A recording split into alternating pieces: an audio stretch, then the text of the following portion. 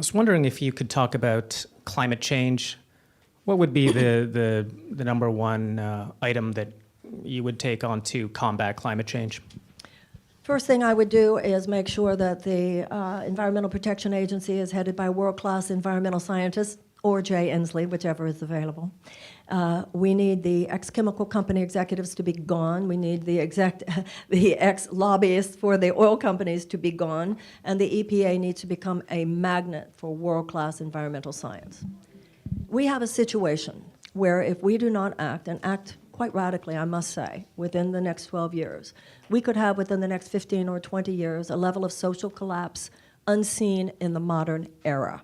We could be on the way to a situation in which whole swaths of countries, possibly even whole swaths of continents, are uninhabitable because of the heat. Then that means, of course, that food cannot be grown there. That means economic collapse. It means massive food shortages, and it means levels that could possibly be up to the hundreds of millions of environmental refugees. Right now, we already have a terrible environmental crisis, over 63 million people who have been displaced. You think there's an environmental refugee crisis now, just wait to see what would happen then.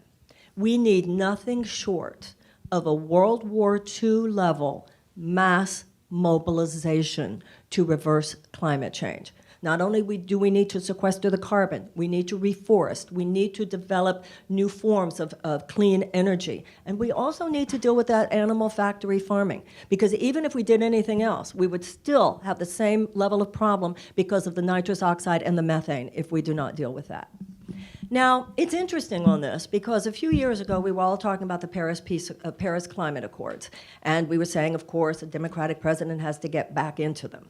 That today seems almost quaint. That's like only step one. And now we're going through the same kind of transition regarding the Green New Deal. Rejoining the Paris Climate Accords are the least of what we need to do, and now, to be honest, a Green New Deal is almost not just the least of what we need to do, but that of itself will not go far enough. We need an enrollment unlike anything we have seen since World War II. There are two main issues.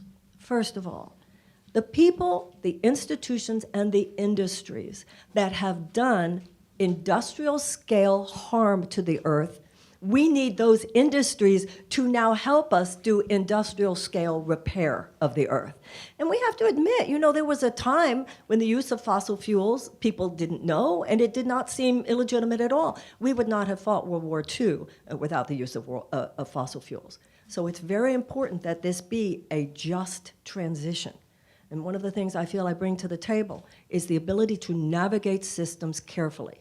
The question that lies before us, the challenge that lies before us in terms of our need to move from a dirty economy to a clean economy is similar to many areas. We need change, but we can't have chaos. We've already seen what a chaotic president does. We need fundamental change, but we need someone who can navigate this change in a non-chaotic way. One of the things that this has to do with is a genuine and tender respect for the thousands and thousands of people who now make their living in fossil fuel-related industries, so that they understand they have a president who has their back. We need your creativity. We need your research and development. We need your manufacturing skills. They need to be repurposed, but we're going to do this carefully, and we're going to take care of each and every one of you so that this transition not only serves the country, not only serves the planet, but also serves you. And the United States, in doing this, needs not only to be participating in all of the things that I said, including permaculture, regenerative agriculture, it needs to be such a whole person's change. We need, in this area as in so many areas, for the United States to become a leader once again in doing the right thing.